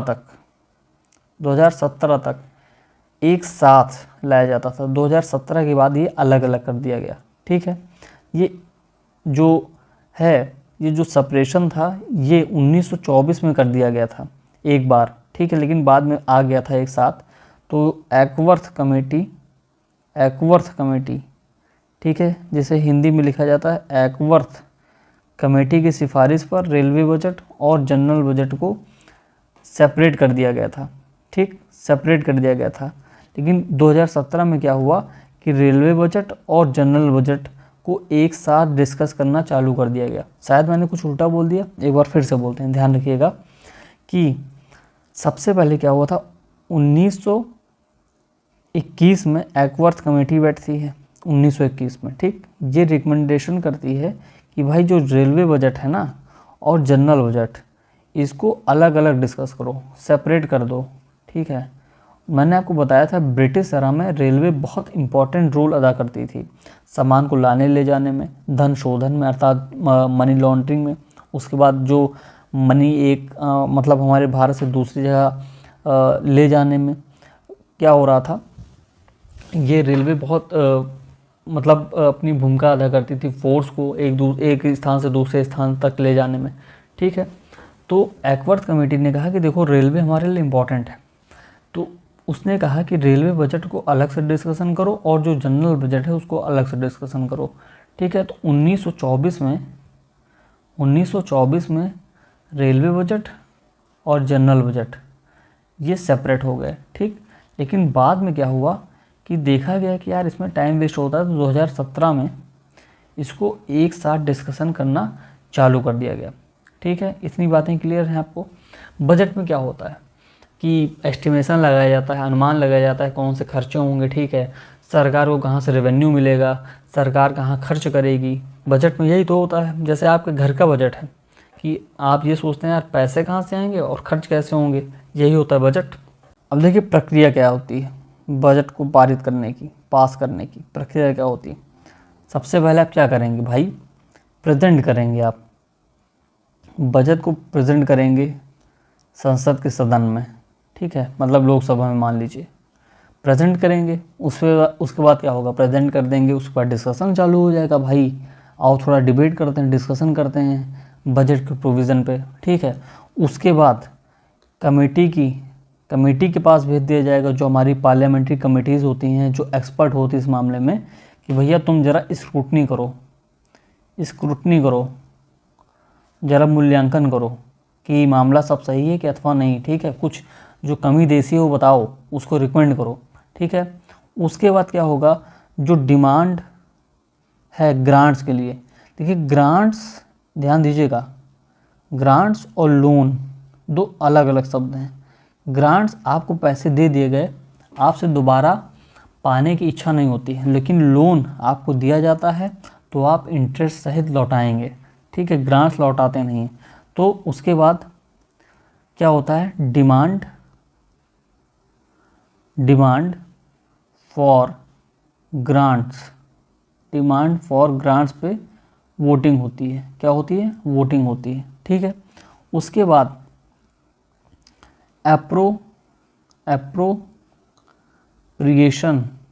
एप्रोप्रिएशन बिल पास होता है। इसको बोलते हैं विनियोग विधेयक, ठीक है। विनियोग विधेयक पास होता है। हिंदी वाले ध्यान दीजिएगा, विनियोग विधेयक आपके लिए बहुत शानदार शब्द ढूंढ के लाए हैं। उसके बाद क्या होगा कि एप्रोप्रिएशन बिल के बाद आपका फाइनेंस बिल पास होता है। तो सबसे पहले आप ये जो मैंने आपको बताया ना, ये जो प्रोसीजर है यही आप देखिए, ठीक है। सबसे पहले आप बजट को प्रेजेंट करेंगे, उसके बाद उस पर डिस्कशन होगा, उसके बाद कमेटी के पास आप स्क्रूटनी के लिए भेज देंगे, उसके बाद आप वोटिंग करेंगे डिमांड फॉर ग्रांट्स पे, ठीक है। उसके बाद एप्रोप्रिएशन बिल पास करेंगे और उसके बाद फाइनेंस बिल पास करेंगे। तो ये जो पूरी प्रोसीजर है वो number 1, number 2, number 3, number 4, number 5, number 6 इस पे डालकर रख लेंगे, ठीक है। ये क्रम ही पूछ लिया जाता है, तो ये इम्पोर्टेंट हो जाता है आपके लिए। अब देखिए जो इसमें डिमांड फॉर ग्रांट्स है, ये थोड़ा सा इम्पोर्टेंट बन जाता है। डिमांड फॉर ग्रांट्स, ठीक है, ये इम्पोर्टेंट इसलिए है कि राज्यसभा इस पर चर्चा तो कर सकती है, लेकिन राज्यसभा को वोट देने का अधिकार नहीं है। तो इस मामले में ही राज्यसभा की जो पावर है वो थोड़ी सी फीकी पड़ जाती है। अब थोड़ा चर्चा कट मोशन पे कर लेते हैं। कट मतलब क्या होता है, कमी करना, काटना, किसी चीज़ को काटना। तो पॉलिसी कट मोशन, सबसे पहले पॉलिसी कट मोशन। अब देखिए नाम से क्लियर है कि अगर सदन आपकी पॉलिसी से डिसअप्रूव करता है, मतलब खुश नहीं है, तो वो कट कर देगा। कितने रुपए का, 1 रुपये का, ध्यान रखिएगा 1 रुपये का, ठीक। दूसरा है टोकन कट मोशन। इसमें क्या हो रहा है, इसमें 100 रुपये की कटौती की जाएगी। तो ये रुपए याद रखिए, पॉलिसी कट मोशन 1 रुपये, टोकन कट मोशन 100 रुपये, ये याद रखिएगा ज़रूर, ठीक है। उसके बाद मैंने आपको बताया था कि एप्रोप्रिएशन बिल पास करना होता है, ठीक है। एप्रोप्रिएशन बिल पास करना होता है, तो ध्यान रखिएगा, अगर आपको कंसोलिडेटेड फंड ऑफ इंडिया से, मतलब भारत की संचित निधि से, कंसोलिडेटेड फंड ऑफ इंडिया क्या होता है अभी हम लोग चर्चा करने वाले हैं। तो अगर भारत की संचित निधि से अगर आपको पैसा निकालना है तो सबसे पहले एप्रोप्रिएशन बिल पास करना पड़ेगा, मतलब विनियोग विधेयक पास करना पड़ेगा। अगर आप एप्रोप्रिएशन बिल पास नहीं करते हैं तो आप कंसोलिडेटेड फंड ऑफ इंडिया अर्थात भारत की संचित निधि से पैसा नहीं निकाल सकते हैं। और एप्रोप्रिएशन बिल पास कौन करता है, आपका पार्लियामेंट, ये याद रखिएगा, ठीक है। इतनी बातें आपको याद रखनी है। एक शब्द आपको ज़रूर मिलता है जब सरकार मतलब चुनाव होने वाला होता है और जो सरकार का जो आखिरी समय चल रहा होता है, जो उस समय की सरकार होती है प्रेजेंट की, वोट ऑन अकाउंट,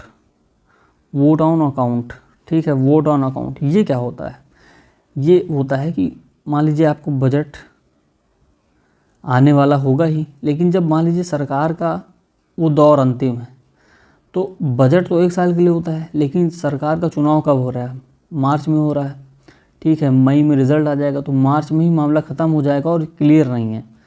लेकिन आपको फिर भी 2 महीने के लिए थोड़ा पैसा चाहिए, तो कि भारत की जो गवर्नेंस है वो तो चल सके, चुनाव अपना अलग मुद्दा, वो तो चलेगा ही चलेगा, ठीक है। लेकिन इसमें आपको मतलब 2 महीने का टाइम चाहिए, ठीक है। तो आप ध्यान रखिएगा जो आपके बजट में जो एस्टिमेशन लगाया जा रहा था इतना खर्च होगा और उस खर्च के लिए इतने पैसे चाहिए, तो उसका वोट ऑन अकाउंट में 1/6 पैसा दिया जाता है आपको, ठीक है, 2 महीने के लिए 1/6 पैसा दिया जाता है 2 महीने के लिए। तो ये बात आपको बिल्कुल ध्यान रखनी है और ये तब होगा जब बजट पे जो डिस्कशन है वो ओवर हो जाएगा, बजट पे जो डिस्कशन है वो ओवर हो जाएगा। तो ये भी बात बिल्कुल आपको ध्यान रखनी है। अब आइए चर्चा करते हैं फंड्स पे, निधि फंड्स, ठीक है। मैंने आपको बताया था भारत का राजकोष 3 फंड से मिलकर बनता है। एक है कंसोलिडेटेड फंड ऑफ इंडिया, एक है कंटिजेंसी फंड ऑफ इंडिया, ठीक है, और एक है पब्लिक अकाउंट। ये 3 फंड मिला के आपका भारत का राजकोष बनता है, मतलब केंद्रीय स्तर पर, ठीक। बाकी राज्यों का अपना राजकोष होता है, वो मैंने आपको बता रखा है, कंसोलिडेटेड फंड ऑफ स्टेट वगैरह वगैरह। तो देखिए कंसोलिडेटेड फंड ऑफ इंडिया का जो आर्टिकल है वो आर्टिकल 266 है। तो सबसे पहले ये आर्टिकल बहुत इंपॉर्टेंट है आपके लिए। उसके बाद पब्लिक अकाउंट ऑफ इंडिया का भी आर्टिकल 266 है। और कंटिजेंसी मतलब भारत की जो आकस्मिक निधि है उसका अकाउंट है उसका जो आर्टिकल है वो 267 है। तो कंसोलिडेटेड फंड ऑफ इंडिया का article 266, contingency fund of India का आर्टिकल 267 और पब्लिक अकाउंट का आर्टिकल 266। तो ये बात भी बिल्कुल आपको ध्यान रखनी है। इतनी बातें क्लियर हैं आपको।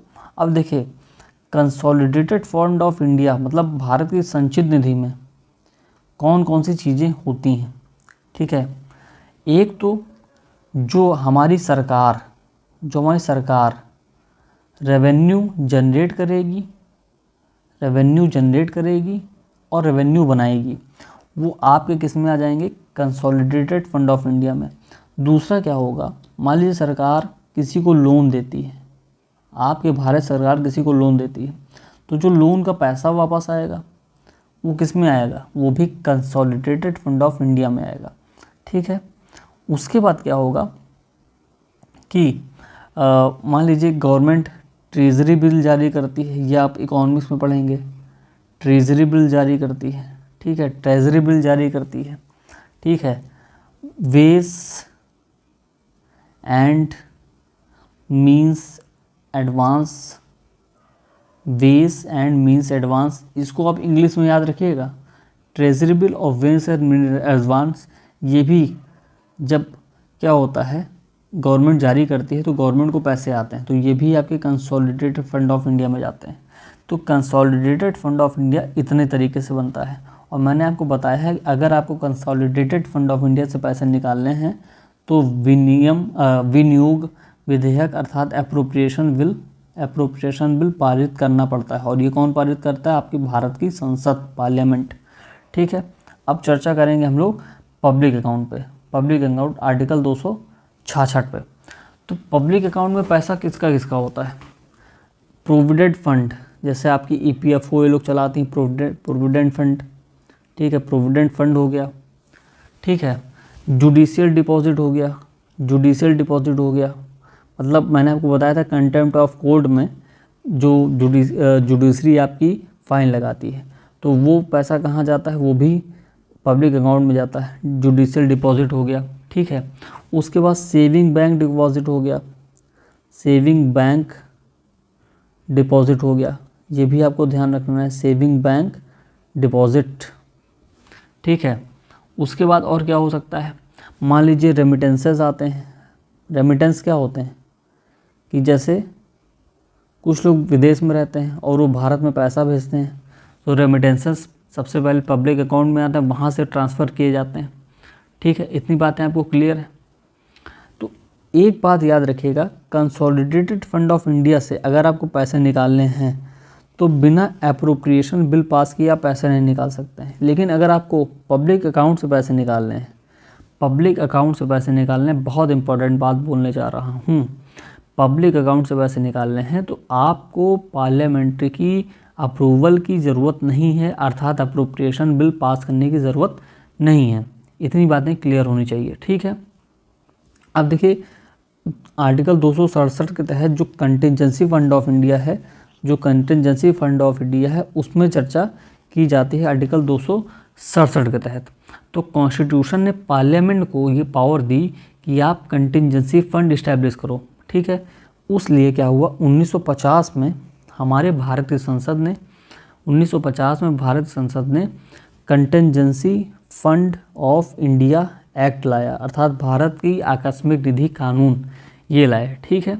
इसमें क्या होता है, ये इसको सिक्योर कौन करते हैं, इसकी कस्टडी किसके पास होती है, प्रेसिडेंट के पास होती है, भारत के राष्ट्रपति के पास। तो सबसे इम्पॉर्टेंट फैक्ट आपको ये देखने को मिलता है। और ये इसलिए बनाया गया है कि मान लो कोई ऐसी चीज़ घटनाक्रम हो जाए जिसकी आपने कभी कल्पना नहीं की थी, ठीक है। ऐसा खर्चा आपके सामने, मान लीजिए कोरोना जैसे मान लीजिए, और भारत का राजकोष इतना मजबूत है कि मतलब कंसोलिडेटेड फंड ऑफ इंडिया से काम चल गया, लेकिन मान लीजिए ऐसी कोई कंडीशन आ गया कि इतना खर्चा हो गया कि हमारी जो कंसोलिडेटेड फंड ऑफ इंडिया है, अर्थात जो भारत की संचित निधि है वो कम पड़ गई। तो अब पैसा निकालेंगे आप कहाँ से, कंटिजेंसी फंड ऑफ इंडिया से। तो इसकी कस्टडी किसकी है, इसकी कस्टडी किसकी है, राष्ट्रपति के पास, ठीक है। लेकिन ये प्रेसिडेंट के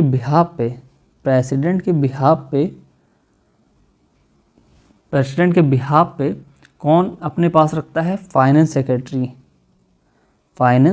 सेक्रेटरी अर्थात वित्त सेक्रेटरी। तो ये बात आपको ध्यान रखनी है, president, finance secretary article 267, CFI article 266, PA मतलब पब्लिक अकाउंट आर्टिकल 266, ठीक है। कहाँ से पैसा आएगा, प्रोविडेंट फंड से, जुडिशियल डिपॉजिट से, सेविंग बैंक डिपॉजिट से और रेमिटेंसेस से पैसा आएगा। CFI में मैंने आपको बताया कि जो सरकार रेवेन्यू पाएगी, बाकी जो लोन का पैसा वापस आ जाए, ट्रेजरी बिल से पैसा आ जाए, वेज एंड मीन एडवांस से पैसा आ जाए। इसके लिए आपको अप्रोप्रिएशन बिल पास करना पड़ता है, तभी आप पैसा निकाल सकते हैं। लेकिन कंटिजेंसी फंड ऑफ इंडिया के लिए कोई भी अप्रोप्रिएशन बिल पास नहीं करना पड़ता है, और सेम वही पब्लिक अकाउंट के लिए भी कोई भी अप्रोप्रिएशन बिल पास नहीं करना पड़ता है। तो ये चीज़ें हो गई, ठीक है। अब देखिए कुछ इंपॉर्टेंट फैक्ट्स मैं आपको बता देता हूँ जो आपके लिए परीक्षा के दृष्टिकोण से बहुत इंपॉर्टेंट है।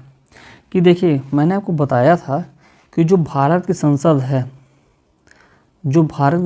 है वो सिर्फ और सिर्फ यूनियन लिस्ट पे कानून बना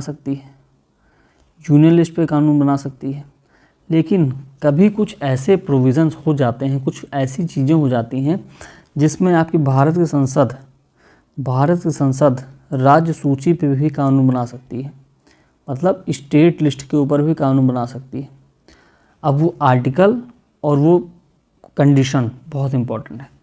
एक तो नेशनल इमरजेंसी के समय मैंने आपको बताया था, नेशनल इमरजेंसी के समय, ठीक है। इसका आर्टिकल आप कमेंट बॉक्स में बताएंगे।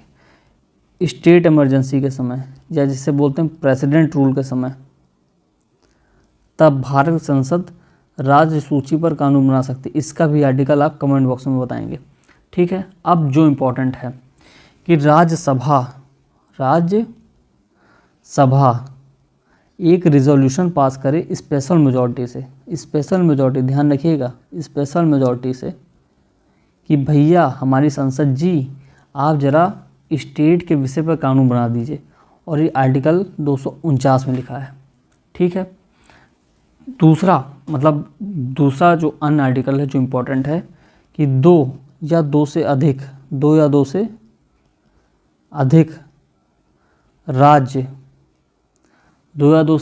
राज्य ये रिक्वेस्ट करें पार्लियामेंट से, संसद से, कि आप प्लीज़ स्टेट लिस्ट पे कानून बना दीजिए।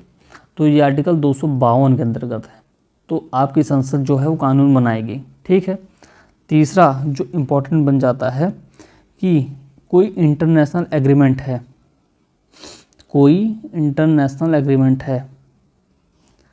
ठीक है, इंटरनेशनल एग्रीमेंट है, कोई ट्रीटी है, उसको पास करने के लिए, उसको मान्यता देने के लिए आपकी जो पार्लियामेंट है वो कानून बना सकती है। ये आर्टिकल 253 के अंतर्गत बात की गई है, ठीक है। तो जैसे द्वीपों का कुछ मामला था, मतलब द्वीप जो आइलैंड्स का कुछ मामला था, कोई विवाद उसको सेटल करने के लिए इंटरनेशनल ट्रीटी पास की गई, ठीक है। तो भारत को जो भारत के भीतर उसको मान्यता प्राप्त करने के आर्टिकल 253 लाया गया, ठीक है।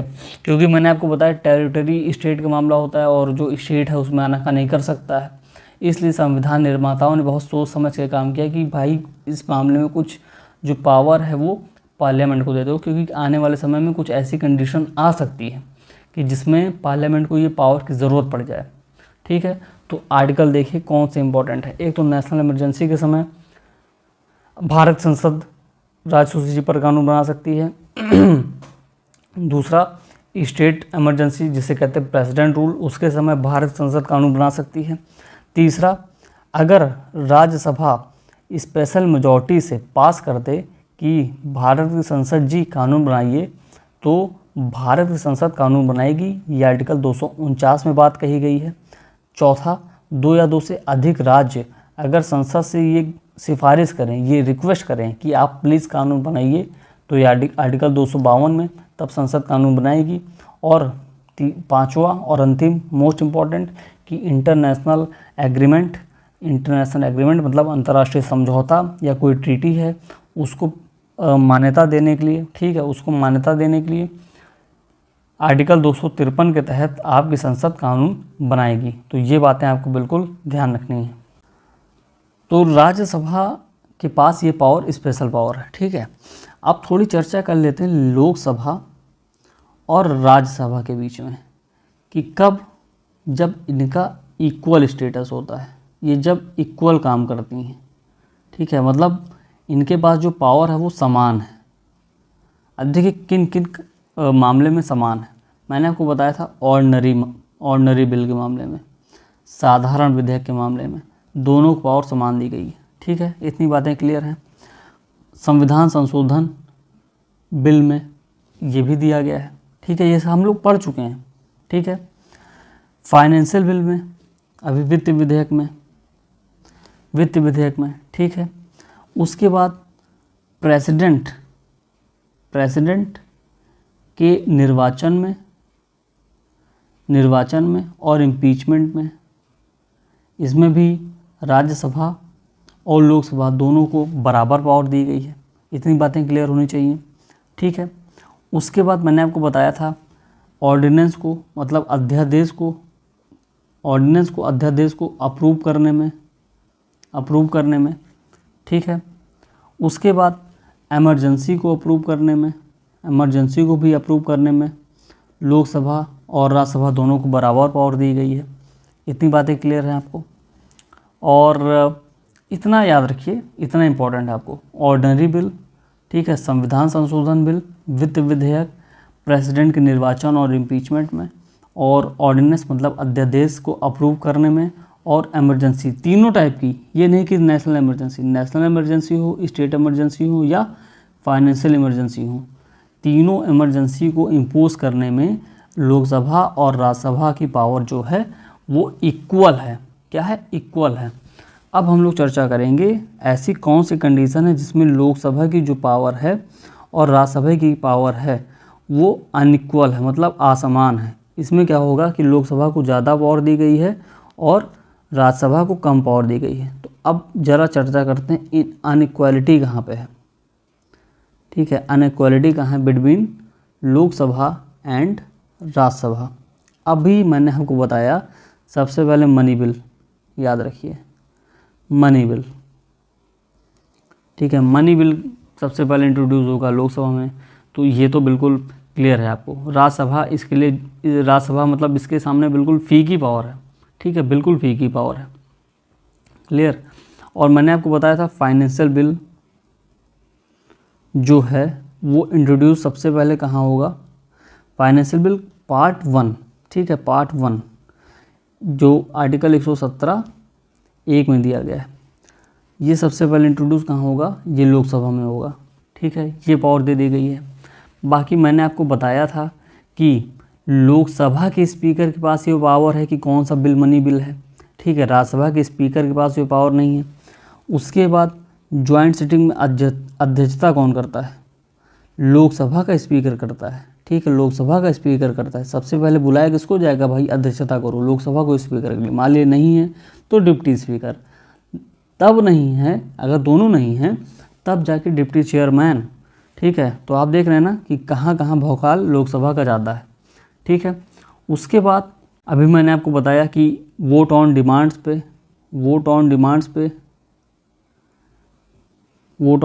पे राज्यसभा वोट नहीं कर सकती है, सिर्फ चर्चा कर सकती है। ठीक है, उसके बाद नेशनल इमरजेंसी, मैंने आपको बताया था नेशनल इमरजेंसी जब पढ़ाया था तो उसको डिसकंटिन्यू करना है तो वो पावर सिर्फ और सिर्फ लोकसभा के पास है। ठीक है, लोकसभा सिंपल मेजॉरिटी से पास कर देगी और नेशनल इमरजेंसी डिसकंटिन्यू हो जाएगी। डिसकंटिन्यू मामले में, लगाने वाले मामले में नहीं, अप्रूवल वाले मामले में नहीं। अप्रूवल वाले मामले में तो दोनों को बराबर पावर दी गई है, लेकिन अगर नेशनल इमरजेंसी अर्थात जो राष्ट्रीय आपातकाल है उसको डिसकंटिन्यू करना है तो वो सिर्फ और सिर्फ वो प्रोविज़न लोकसभा में लाया जाएगा जिसे सिंपल मेजॉरिटी से पास कर दिया जाएगा। ठीक है, इस पे अगर आपको और अधिक समझना है तो आप इमरजेंसी वाला चैप्टर, आपातकाल वाला चैप्टर आसानी से पढ़ सकते हैं। इतनी बातें क्लियर होनी चाहिए। ठीक है, अभी मैंने आपको बताया कि नो कॉन्फिडेंस मोशन अविश्वास प्रस्ताव सिर्फ और सिर्फ लोकसभा में लाया जा सकता है, राज्यसभा में इसकी कोई व्यवस्था नहीं है। तो राज्यसभा काउंसिल ऑफ मिनिस्टर को पदच्युत नहीं कर सकती, हटा नहीं सकती है। ये पावर सिर्फ और सिर्फ लोकसभा के पास है। और ये है ही है यार कि काउंसिल ऑफ मिनिस्टर पर्टिकुलरली रूप से लोकसभा के प्रति उत्तरदायी है। तो 75(3) में ये बातें लिखी गई हैं। ठीक है, और अगर कुछ स्पेशल पावर आपको देखनी राज्यसभा की तो मैंने अभी आपको बताया कि राज्यसभा की एक तो स्पेशल पावर ये है कि ये पार्लियामेंट को ये बता सकती है कि आप आइए और राष्ट्र सूची के विषय पर कानून बनाइए, जैसा कि हमने देखा आर्टिकल 249 के तहत। तो ये स्पेशल मेजॉरिटी से राज्यसभा में ये चीज़ें होंगी। हम स्पेशल पावर की बात कर रहे हैं, किसकी राज्यसभा की।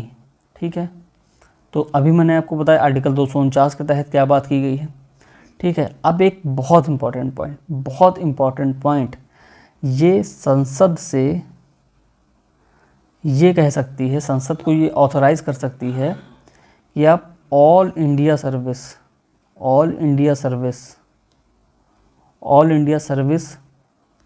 बनाइए। ये दिया गया आर्टिकल 312 में। ठीक है, जैसे IAS है, ऑल इंडिया सर्विस है। ठीक है, IFS है, ऑल इंडिया सर्विस है। IPS है, ऑल इंडिया सर्विस है। उसके बाद IGS बनाया जाता था, इंडियन जुडिशियल सर्विस बनाने की बात की जा रही थी। तो अगर बनाने की बात की जाएगी आर्टिकल 312 के भीतर, राज्यसभा संसद को कहेगी कि आप प्लीज़ ये जो सर्विस इसको बनाइए। ठीक है, उसके बाद मैंने आपको बताया था कि वाइस प्रेसिडेंट को अगर हटाना है, ये सब हम लोग पढ़ चुके हैं, सब लोग पढ़ चुके हैं। आर्टिकल 67 में ये बात की गई है, अगर वाइस प्रेसिडेंट को हटाना है तो उसका जो प्रोसेस है और जो रिमूवल है सबसे पहले किस में आएगा, राज्यसभा में आएगा। और राज्यसभा से इफेक्टिव मेजॉरिटी में पास होगा। इफेक्टिव मेजॉरिटी क्या है हम लोग डिस्कस कर चुके हैं। फिर लोकसभा में जाएगा, लोकसभा से सिंपल मेजॉरिटी में पास होगा और फिर वो वाइस प्रेसिडेंट रिमूव हो जाएगा। तो आर्टिकल 249 के भीतर स्पेशल पावर है। ठीक है, उसके बाद संसद को राज्यसभा ये पावर दे सकती है कि आप ऑल इंडिया सर्विस बनाइए। उसके बाद वाइस प्रेसिडेंट का जो रिमूवल प्रोसेस स्टार्ट कहाँ से होगा, राज्यसभा के सदन से होगा। इतनी बातें आपको ध्यान में रखनी है। और चौथी आप ध्यान रखिए कि मैंने आपको बताया था कि इमरजेंसी अगर लग रही है और लोकसभा सेशन में नहीं है तो राज्यसभा के पास ये पावर है कि उसको अप्रूव किया जा सके। बाद में क्या होगा कि मान लीजिए दोनों सदन सत्र में आ जाते हैं तो बाद में दोनों लोग अप्रूव कर देंगे। लेकिन अगर सत्र में लोकसभा नहीं है और आप जानते हैं राज्यसभा एक परमानेंट बॉडी है, मतलब हमेशा बनी रहेगी, तो राज्यसभा अप्रूव कर सकती है। ठीक है, तो ये स्पेशल पावर है किसकी, ये स्पेशल पावर है राज्यसभा की। आर्टिकल 249 ऑल इंडिया सर्विस के मामले में, आर्टिकल 312 वाइस प्रेसिडेंट के मामले में, आर्टिकल 67 में, और इमरजेंसी के मामले में, चाहे वो 352 हो, चाहे 356 हो, चाहे 360 हो। ठीक, हम लोग चर्चा करेंगे संसदीय विशेषाधिकार, जिसे बोलते हैं आप पार्लियामेंट्री पार्लियामेंट्री प्रिविलेजेस, संसदीय विशेषाधिकार, ठीक है, इम्पोर्टेंट है। इसका आर्टिकल देखिए सबसे पहले, आर्टिकल 105। सबसे पहले मैं आपको आर्टिकल इसीलिए याद दिलाता हूँ कि आर्टिकल रट जाना चाहिए। आर्टिकल रटा रहेगा तो आप किसी भी कंपटीटर से आगे रहेंगे, चाहे वो मेंस का एग्ज़ाम आईएएस का लिखें और चाहे आप फैक्चुअल वाला कोई एग्ज़ाम दें। आर्टिकल बहुत पूछा जाता है फैक्चुअल वाले एग्ज़ाम में, ठीक है। तो देखिए, ये जो आपकी प्रिविलेजेस हैं अर्थात विशेषाधिकार है, ये दो तरीके का होता है, एक सामूहिक, ठीक है, और एक व्यक्तिगत। इसको बोलते हैं कलेक्टिव और इसको बोलते हैं इंडिविजुअल, ठीक है। अब ध्यान दीजिएगा, कलेक्टिव प्रिविलेज के भीतर क्या क्या आता है और इंडिविजुअल प्रिविलेज के भीतर क्या क्या आता है, अभी हम लोग चर्चा करते हैं। तो देखिए, कलेक्टिव प्रिविलेज में अंदर ये आता है कि ये जो आपकी लोकसभा है चाहे राज्यसभा है, उसको प्रिविलेज दिया गया है कि जो अजनबी हैं, जिन्हें बोला जाता है स्ट्रेंजर्स, उनको उस पार्लियामेंट्री जो प्रोसीडिंग चल रही है, जो सत्र चल रहा है, उससे बाहर कर सकती है। जो डिस्कशन हो रहा है उससे बाहर कर सकती है, भैया आप बाहर जाओ, आप अजनबी हो, ठीक है। उसके बाद ये अपना जो रेगुलेशन है प्रोसीजर का, वो स्वयं बना सकती है, इसलिए रूल्स बुक बनी है, रूल्स ऑफ प्रोसीजर बना है, ये हम लोगों ने अभी चर्चा की ही है, ठीक है। उसके बाद देखिए क्या क्या और इसको दिया गया है, ये पनिश कर सकती है अर्थात दंड दे सकती है मेंबर्स को। लोकसभा भी दंड दे सकती है अपने मेंबर्स को और राज्यसभा भी, ठीक है। अगर तुमने कुछ बदतमीजी की है तो ये जो प्रिविलेज का आपने एक तरीके से हनन किया है, इसका जो विशेषाधिकार है उसका आपने दुरुपयोग किया है, तो आपको हो सकता है कि सदन से कुछ दिनों के लिए बर्खास्त कर दिया जाए, और ऐसा अभी हाल फिलहाल में किया गया है, ठीक है। उसके बाद मैंने आपको बताया कि अगर संसद के किसी भी सदस्य, जब मैं संसद बोलूँ तो आप लोकसभा या राज्यसभा दोनों समझ लीजिए, ठीक।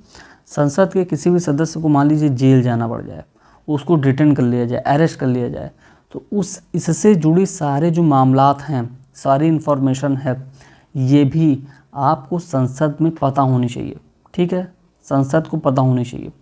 क्लियर, इतनी बातें क्लियर हैं आपको। उसके बाद मैंने आपको बताया था कि राज्यसभा के भीतर संसद के भीतर कोई प्रोसीडिंग चल रही है, कोई सत्र चल रहा है, ठीक है, इसका डिस्कशन कोर्ट में नहीं होगा, और ये किसके भीतर आता है, सेपरेशन ऑफ पावर के भीतर आता है, ठीक है। इतनी बातें क्लियर हैं।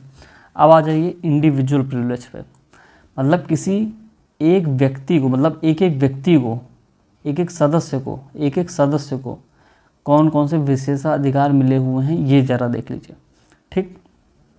तो देखिए क्या है कि मान लीजिए कोई सेशन स्टार्ट होने वाला है, कोई सत्र स्टार्ट होने वाला है, मान लीजिए मानसून सत्र स्टार्ट होने वाला है, तो सेशन स्टार्ट होने वाला है, तो इससे 40 दिन पहले और इसके 40 दिन बाद, इसके 40 दिन बाद संसद के किसी भी सदस्य को अरेस्ट नहीं किया जाएगा,